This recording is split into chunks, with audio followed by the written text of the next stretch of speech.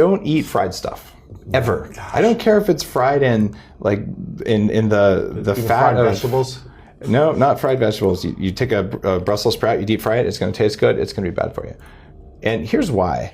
The amount of inflammation in the body from one meal with fried things in it, I don't care if it's fried fish or fried potato chips, it doesn't matter.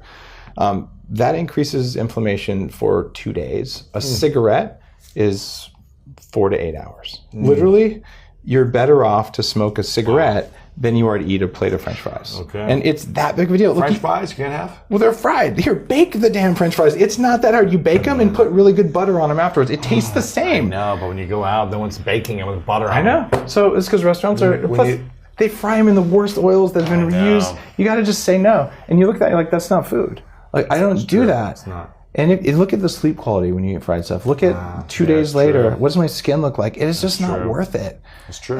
Save that. Save those calories for something that's really good. Eat ice cream instead of French fries. It's a much better trade-off. I'll eat that all day. Seriously, the ice cream is way less harmful. Okay? If I can have ice cream? Done. Okay, done. All right, so don't eat fried stuff ever. Yep. And in terms of other things that you can do for anti-aging, I talked a little bit about the 24-hour fast. Intermittent fasting, fasting for more days. Basically, any time that you skip food or reduce your calories is going to be good for you. So you said 4 days? I've done a 4-day fast, and you get really massive metabolic changes after 48 hours of fasting. Really? And the first 2 days suck, but if you do that brain octane bulletproof coffee trick, it's not that big of a deal. After that, you feel amazing. 48 hours? Yeah, after 48 hours. Even 2 days? Yeah. The second day is when you just think about food all the time. All the time, you're like, I need to eat. You're just so used to chewing. It's a habit. Yeah. Right? But then once you ditch the habit, you're like, oh, okay, I just realized I don't need it.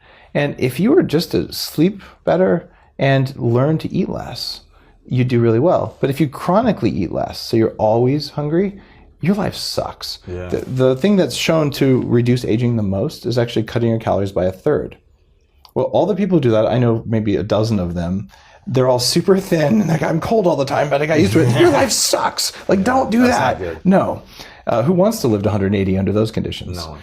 No one. But it turns out, not eating for a brief period of time, so here's what happens. Your cells in your body, they go, oh, I guess if I can't go this amount of time without eating, I must be weak. Then they actually remove that part of the body, the little ancient subcellular components, and they build new, younger ones that have the energy to take it.